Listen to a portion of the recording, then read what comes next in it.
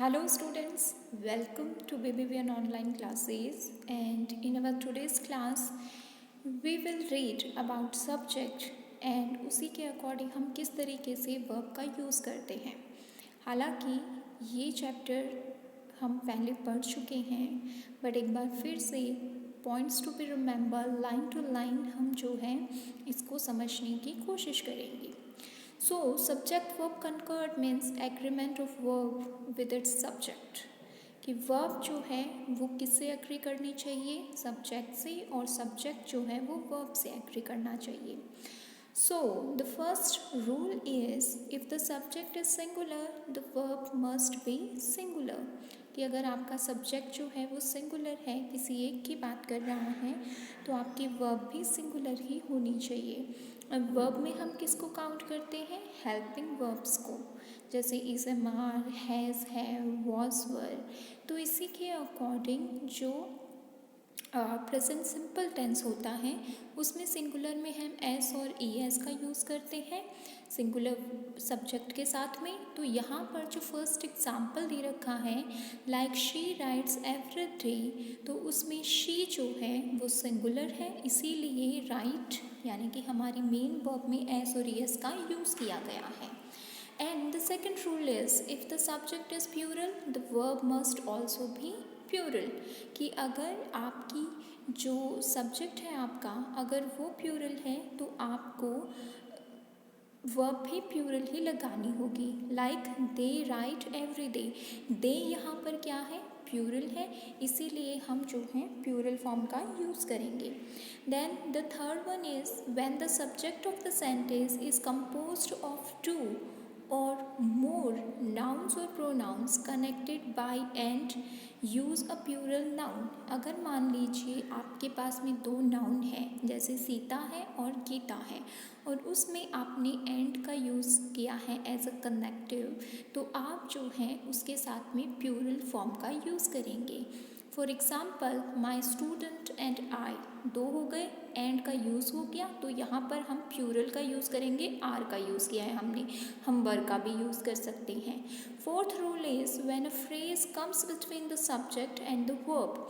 Phrase क्या होती है, ग्रुप ऑफ वर्ड्स जिसका इंडिविजुअली कोई मीनिंग नहीं होता, वो सेंटेंस के साथ में मिलकर ही मीनिंग देती है, तो ग्रुप ऑफ वर्ड्स होते हैं।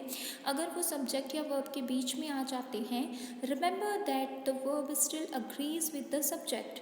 तो जो आपकी वर्ब होगी हेल्पिंग वर्ब, वो किससे एग्री होनी चाहिए, आपके सब्जेक्ट से, ना कि ग्रुप ऑफ वर्ड से यानी कि फ्रेज से।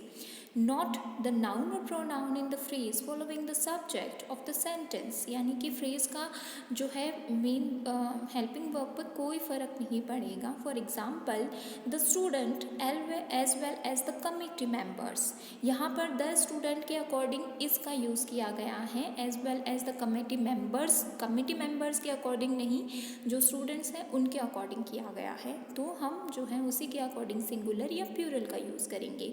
The fifth one is when two or more singular nouns or pronouns are connected by or या फिर nor use a single verb।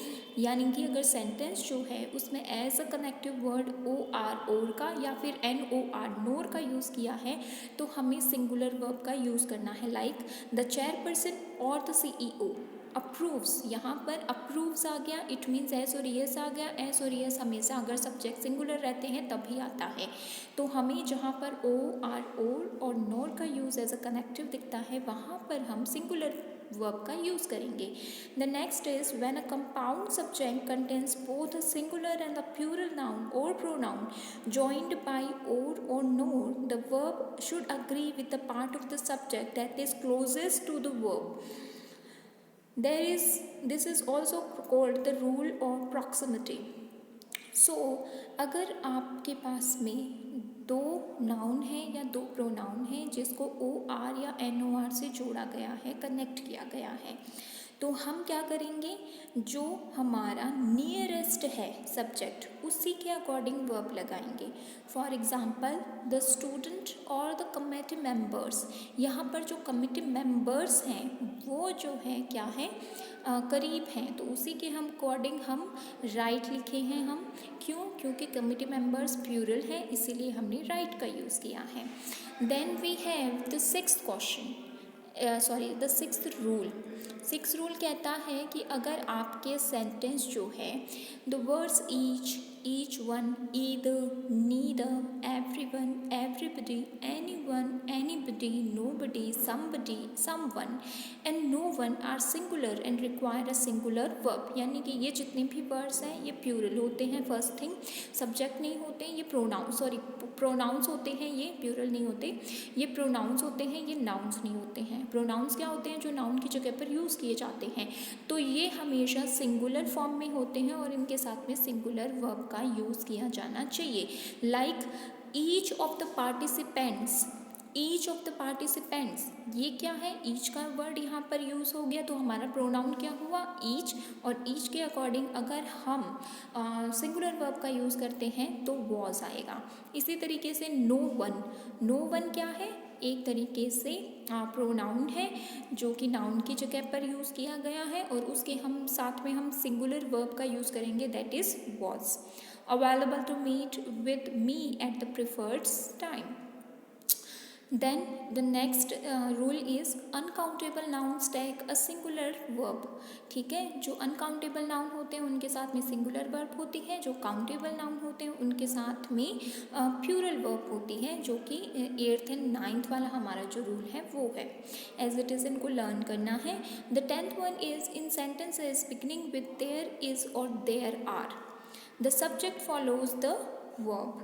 Since there is not the subject, the verb agrees with what follows the verb। यानी कि there जो है वो किस पर depend करता है? हेल्पिंग वर्ब, उसके किसके अकॉर्डिंग लगाएंगे हम?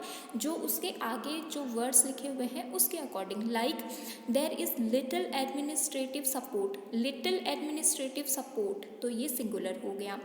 मैनी फैक्टर्स, मैनी यानी बहुत सारे, मैनी क्या हो गया? प्लूरल हो गया, तो प्लूरल के अकॉर्डिंग हमने देयर के साथ में आर का यूज़ किया है। And the last one is collective nouns are words that imply more than one person but are considered singular। कितने भी जो कलेक्टिव नाउन्स होते हैं, कलेक्टिव नाउन के वर्ड के साथ में हम जो है हमेशा ही सिंगुलर वर्ब का यूज़ करेंगे। सो आपके इसी के अकॉर्डिंग एक्सरसाइजेस जो हैं उनको भी करना है। सो 10.1 की अगर मैं बात करूँ तो इसमें दिया है कि correction the following sentences and underline the corrections, यानी कि there was 20 apples in the basket. 20 apples क्या हो गए? प्लूरल हो गए, तो यहाँ पर वॉज की जगह पे वर का हम यूज़ करेंगे। तो आप यहाँ पर पूरा सेंटेंस लिखना है आपको कि there were 20 apples in the basket. और अगर हम नेक्स्ट देखें तो slow and steady the race, the race क्या हो गया? सिंगुलर नाउन, तो यहाँ पर विंस द रेस आएगा। इसी के अकॉर्डिंग आपको जो है आगे वाली एक्सरसाइजेस करनी है। फिर हम बात करते हैं एक्सरसाइज 10.2 की, fill in the blank with the correct word as given in the bracket. Bracket में 2 वर्ड्स दिए गए हैं, हमें चॉइस दी गई है और उसी के अकॉर्डिंग हमें यहाँ पर फिल करना है। एक्सरसाइज जो है 10.3 जो है उसमें चूज़ द करेक्ट वन, हमें 4 ऑप्शंस दिए गए हैं। सब्जेक्ट वर्ब कंकर्ड के रूल के अकॉर्डिंग आपको इनमें फिल करना है आपको। और 10.4 में भी आपको जो है 4 ऑप्शंस दिए गए हैं और उसी के अकॉर्डिंग आपको फिल करना है। So this is it for today, thank you.